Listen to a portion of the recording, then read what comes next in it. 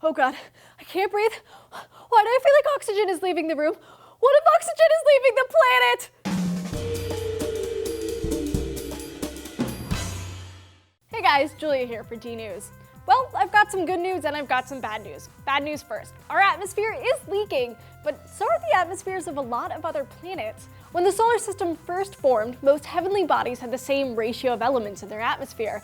But over billions of years, things changed. It's a natural process, part of the ever-changing nature of the universe. Earth's atmosphere currently is around 78% nitrogen, 21% oxygen, 0.9% argon, and 0.03% carbon dioxide, a seemingly perfect ratio for life. But it didn't always look that way. According to researchers like Professor Ian Plimmer of Adelaide University and Professor John Harrison of the University of Arizona, oxygen levels in the atmosphere in prehistoric times averaged around 30 to 35%. Atmospheres can change in a number of ways. Sometimes the atmosphere lifts off in a huge chunk.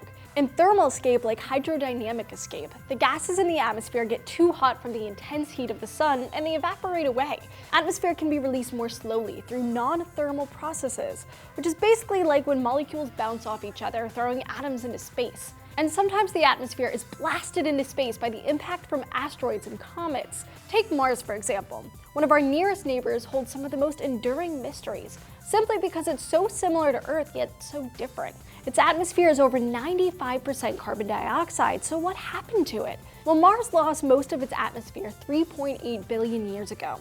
According to the Encyclopedia of Paleoclimatology and Ancient Environments, Mars might have lost 90% of its atmosphere over time. It's smaller than Earth with less mass, so there's less gravitational pull on the atmosphere. So it's kind of easy for the atmosphere to just dissipate into the expanse of space. Some of it was stripped off from solar wind, while some of it got flung into space by the crash of meteorites, according to a study published in the journal Science. So could that happen to Earth?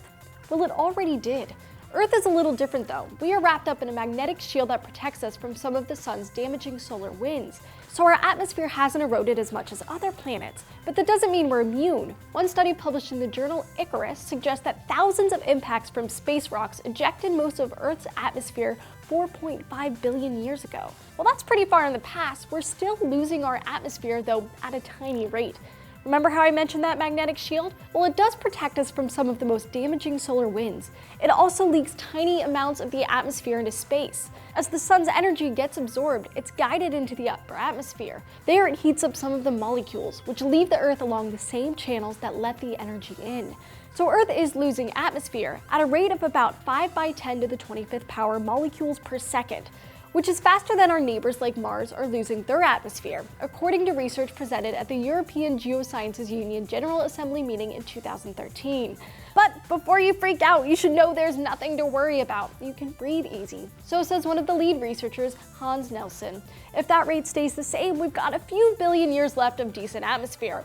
And by then we'll have much bigger problems to worry about, like the sun expanding and wiping out all life as we know it.